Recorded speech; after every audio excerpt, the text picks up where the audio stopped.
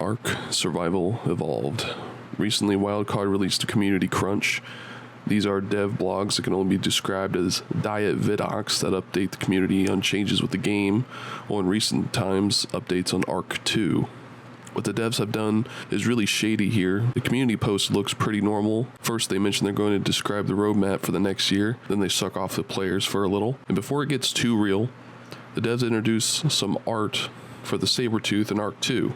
By the way, fuck the Sabertooth.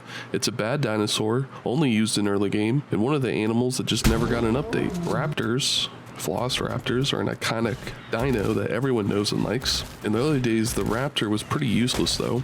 After years of development, raptors can now jump on small enemies, bite their heads. They have a pack bonus now, and there's a skin or something. Anyway, hidden just under this post is a telling sentence. And now for the roadmap. ...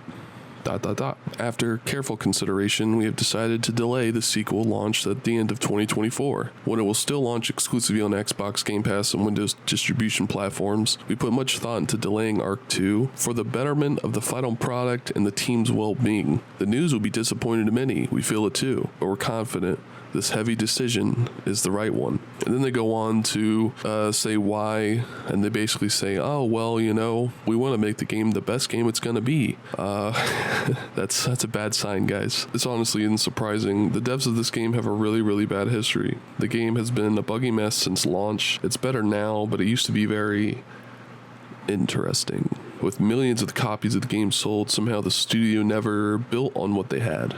They never seemed to go after top talent. They didn't invest into an army of devs to build or change the game too much.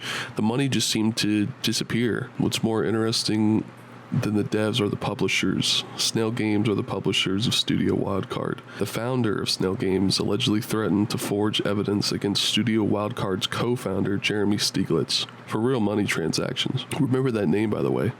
It gets even crazier. Allegedly, Snail Games paid DDoS services to DDoS Ark's servers. Now, think about that. A publisher possibly paid to DDoS their own game servers. But why?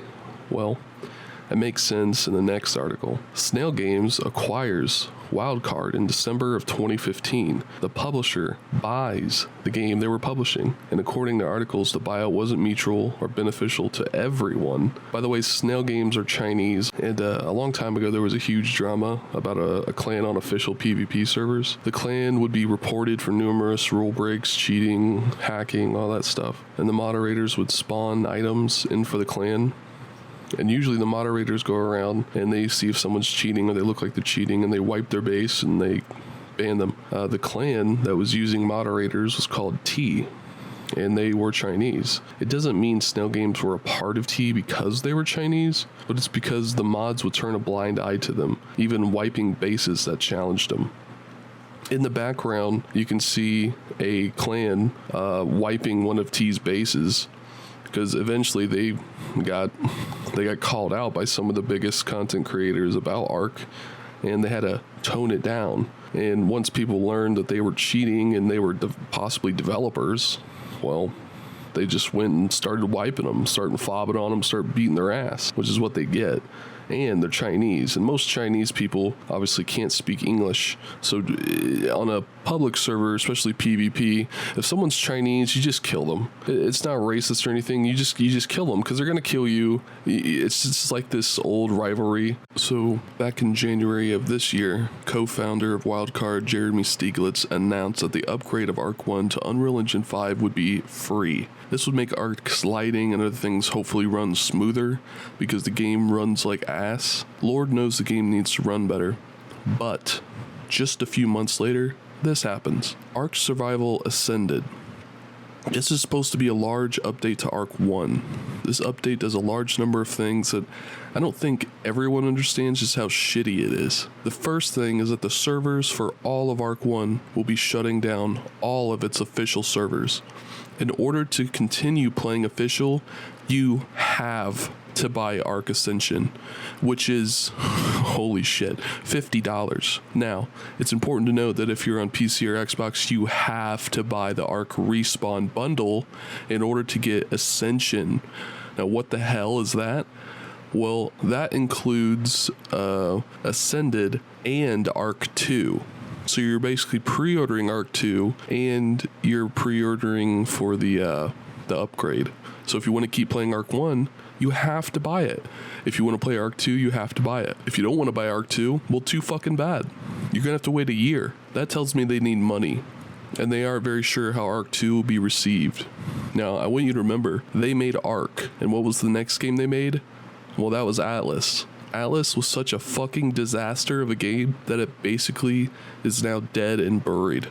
Atlas sits at $30 on Steam and has 2,200 players, or bots, as of today on Sunday. Meanwhile, Ark Survival Evolved is sitting at 58,000 people on a Sunday. Atlas was supposed to be another Ark DLC, but then someone had the idea of turning it into a game. The game was so close to Ark that it literally had Ark's main menu built into the game, because it was just a fucking DLC of Ark. Let's not pretend ourselves here. You press a few buttons on a controller, then bam, you just access the dev command that was shipped with the game that proves it's just Ark with the reskin. The game itself was just bad.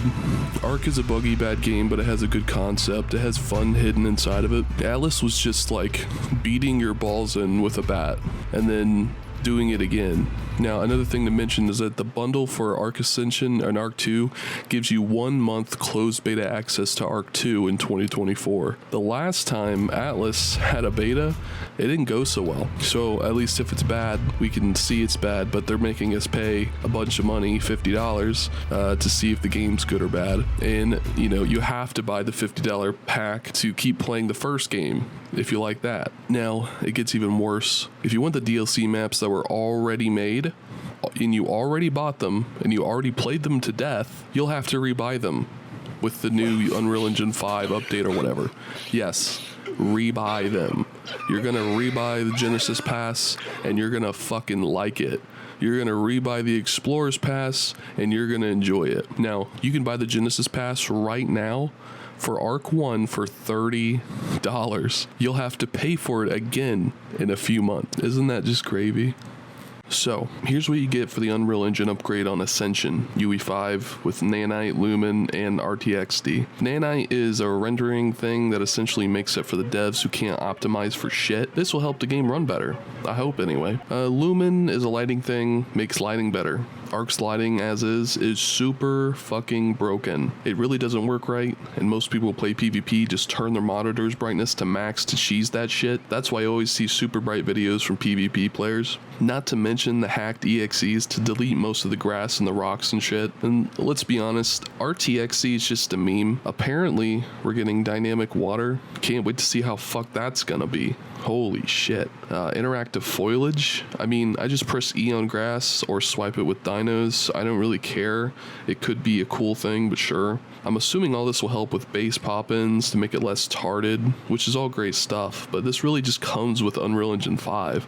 This isn't some custom engine they built from the ground up, and they're putting it in and they're coding it themselves. Now, they still have to do work on it, but it feels so cheap. Another thing is cross-platform multiplayer. So now all the noobs on Xbox and PlayStation can get shat on by aimbotters. Congrats, guys. Cross-platform anti-cheat. I mean, let's be honest, the anti-cheat in Ark is a joke. I wish they did more here. There's even like moderators who've gotten paid to spawn shit in because like no one cares anymore. Our assets being upgraded throughout the game. I mean, what does this even mean? Like, I think they're literally just adding this in because Lumen lighting will make things look better. It's just it's nothing. It's a nothing burger. New events, blah, blah, blah, whatever. They mentioned survival of the fittest. Listen, Wildcard, it's bad. Stop trying to copy Fortnite and PUBG. It's bad. We all saw it the first time. It's bad. Just stop. Don't. A lot of this is good. I think the game will finally run as good as Halo Infinite. That's a joke, by the way. But paying for this is really shitty. I've been playing Ark since PS4 when it was in beta, like real beta. Like when you look at the water and it would get so bright it would crash your game beta. It's a neat game, and I hope Ark 2 is good, but Atlas and their DLC really reminds me of how down bad they are. Oh, and maybe one day it won't be named game.exe. Like, come the fuck on, guys.